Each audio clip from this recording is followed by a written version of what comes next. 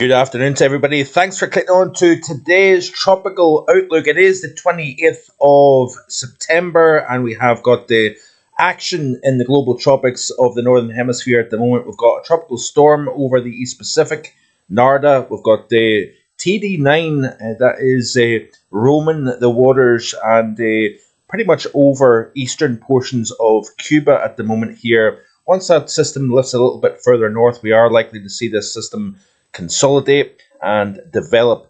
Hurricane Humberto, we have a monster out there. Luckily, it is well out over the open waters of the west portion of the Atlantic. We've got Typhoon Bulo, I think it is, you pronounce that, over the southeast corner of China, northern portions of Vietnam, and we've got Niagara still out there over the far west portion of the Pacific. Looking at the details then, we've got TD9 influenced by the high mountains of Cuba. That is what is causing the system to perhaps struggle to consolidate and form a proper convective ring around the center. But as it drifts further north over the very warm, shallow waters within the Bahamas, we are likely to see the environment become favourable. Very warm waters, like I say, that is going to allow this system to likely develop into a hurricane over the next 72 hours or so here, influencing the southeast United States. More on that in just a second. Humberto, a 160 mile per hour hurricane, pressure at 924, moving in a northwesterly direction at 13 miles per hour. Looking at the latest IR imagery, you can see Humberto roaming the west portion of the Atlantic, well to the north of the islands. There is a TD9. You've got some convection here actually getting drawn northwards, if you notice here, up into the more sheared westerly environment over the eastern portion of the United States, for example. But you can see here the kind of nature of this TD9, where the clouds and weather is getting drawn northwards here, which is somewhat interesting. We've got another ball of convection here coming off West Africa. Now, the West African monsoon has definitely been suppressed this year and just not quite seen the same robustness in terms of activity coming off Africa compared to recent years. But in terms of upward motion, we remain with a fairly weak, less influenced Mann-Julian oscillation. We do have greens representing the upward motion over the southeast portion of the Indian Ocean, extending up into Asia. We've had a very significant South Asian monsoon season in 2025. Quite interested to see where we go with this in terms of how it stacks up with the past. Notice here we've got relatively capped environment here, but we still, despite the fact that the MJO isn't over the Atlantic, we have got a fairly active Atlantic, it must be said. Now, if we play through this, you can see here how the greens remain largely focused over the maritime continent. We do have a little bit of a lid lift within the atmosphere over the southwest portion of the Atlantic basin here. So the environment isn't looking too bad as we progress through the first half of October in terms of the overall situation here. In terms of the water temperatures, we've got an untapped resource of fuel over the Caribbean at the moment. Water temperatures generally 30-31 Celsius at the surface here, 29-30 Celsius over the Gulf down into the Bay of Campeche. And if we look at the latent heat, this is not latent heat, but the ocean heat content. So the depth of that warmth, the high octane fuel that you look for. Notice how the Caribbean is very focused in terms of the depth of heat stored up, and of course we have got a situation where we've not had systems drifting into this part of the Atlantic basin, and therefore it really doesn't take an awful lot for something to sneak into this region, tap that essentially unlimited fuel source to develop into something significant. So in some respects, a saving grace is the fact that we've just not had a situation where the storm track has generally stayed north of the islands and out of the Caribbean as well, with north of the islands and the Gulf of America as well. If you notice here, central portion of the Gulf, we've got some deeper red colours representing higher ocean heat content. So you can see here in terms of the ECMWF, this is the weekly mean tropical storm strike probability, and we have the brightest colours actually in the West Pacific is way up into the far north. Notice here we've got a relatively low probability. This is the Monday the 29th of September through Monday the 6th of October time frame, and obviously Humberto is well outlined here with regards to the Atlantic Basin here. Some low probabilities off the west coast of Mexico, if you notice.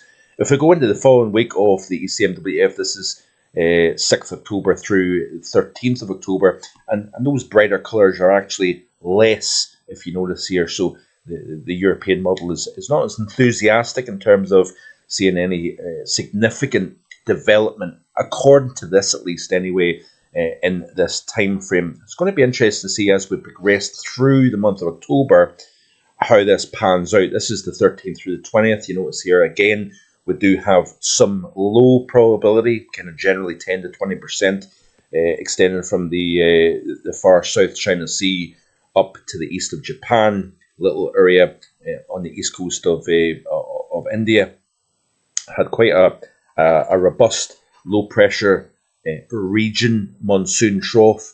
It's still lingering over India, which is quite interesting. We're about to end the monsoon season officially in the next few days. It'll be interesting, like I said, to see how this stacks up with the past. And then you've got an area to watch, perhaps northwest Caribbean into the Gulf of America for the time frame here. But again, low probability through this time frame. So on to the tropical systems itself. Let's go back to the NHC page and click on Humberto. It's still Category 5, 160 mile per hour hurricane. It is expected to remain a major over the next few days here, taking us out to Wednesday. It looks as if it's going to pass to the west of Bermuda with some wind, rain, wave action for the island nation here. Notice here it then takes a turn out into the open waters of the North Atlantic. It'll be interesting to see what influence this has on Western Europe, for example, down the road. But it will remain offshore. Thankfully, it's not crossing too close to Bermuda. It will have effect, but it won't be too close, it has to be said. But probably the bigger concern for land areas, at least anyway, is TD9. This system is likely to have more significant impacts. It is, like I say, expected to cross over the Bahamas as a tropical storm, according to NHC, then take a sharp right turn. If you notice here, there is a trough, an area of low pressure over the southeast United States that may perhaps try to pull the system towards the southeast corner of the United States.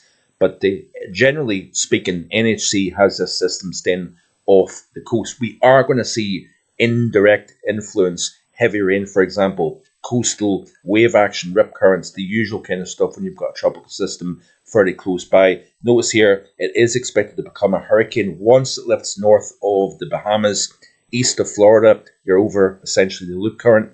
Water temperatures well into the upper 20s Celsius. So therefore, the environment overall, lack of shear, moist air, warm water temperatures, and a circulation that will survive the interaction with Cuba, that will drift north and then perhaps threaten Bermuda as a hurricane towards the end of the upcoming work week.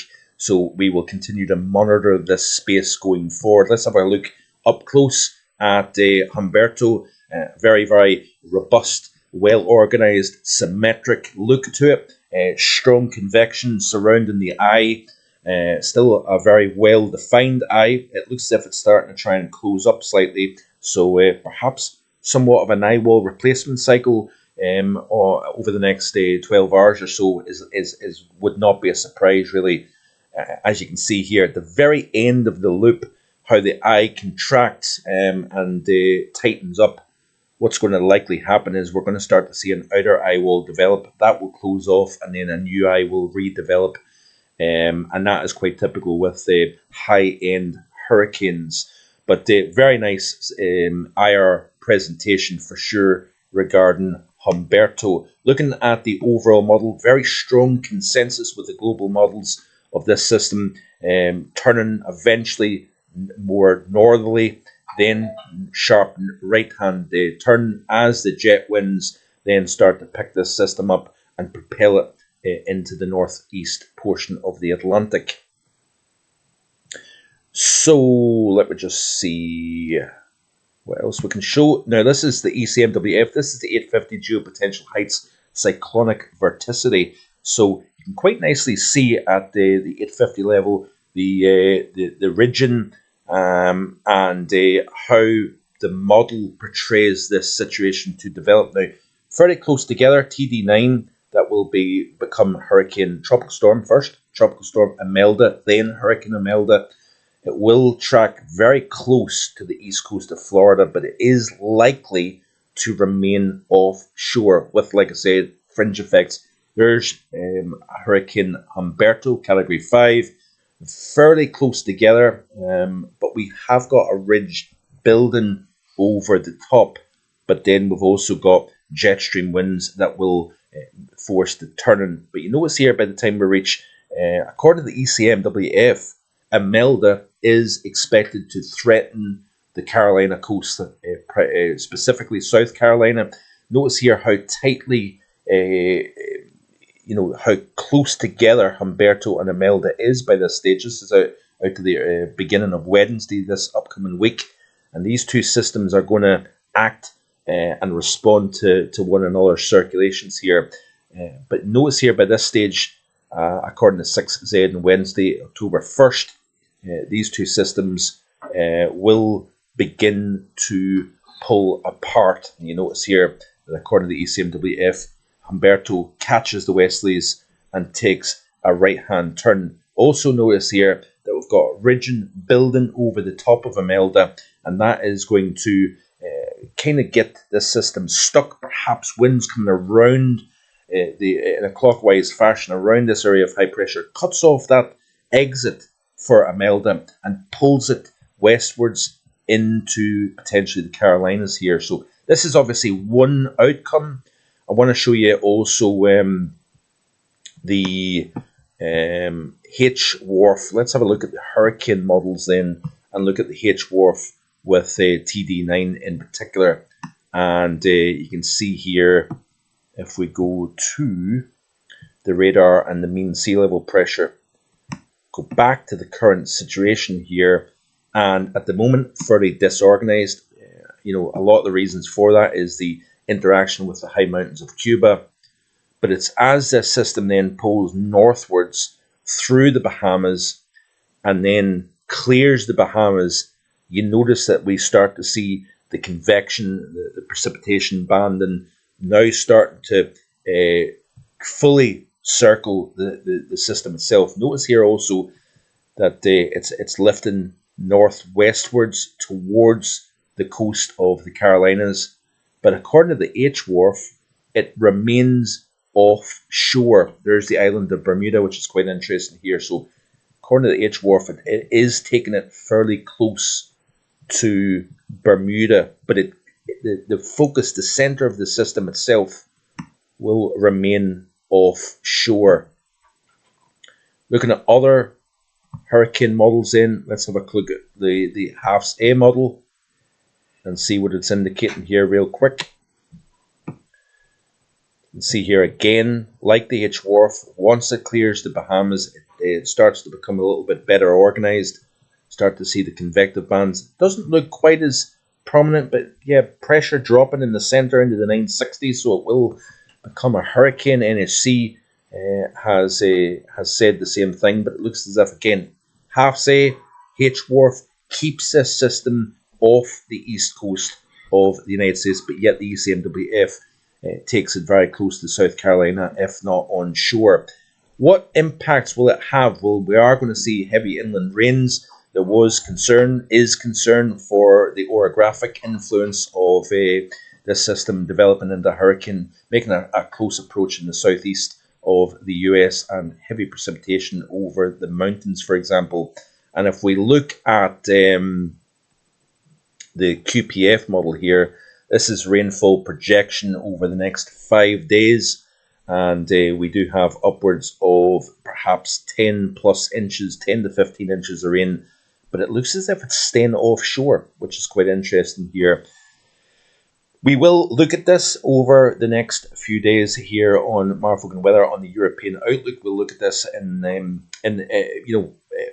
some detail. Obviously, we'll focus on western areas of Europe, but we'll look at this in some detail over the next few days. And if it's required, I will do a tropical outlook looking specifically at this system. So that is it for today. Thanks for watching. I hope you enjoy the rest of your Sunday and weekend. I'll see you tomorrow with the European Outlook. Like, share, and subscribe.